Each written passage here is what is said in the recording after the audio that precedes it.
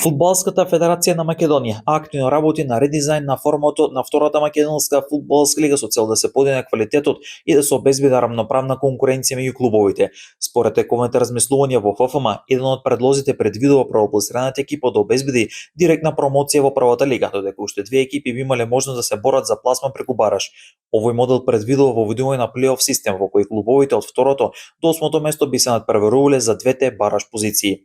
Паралелно се разгледува идејата за воведување 4 кружни систем со кој би се зголемил бројот на меѓусебни пресметки меѓу тимовите, што би придонело за надпреварувачка равноправност и поголема возбуда во текот на сезоната.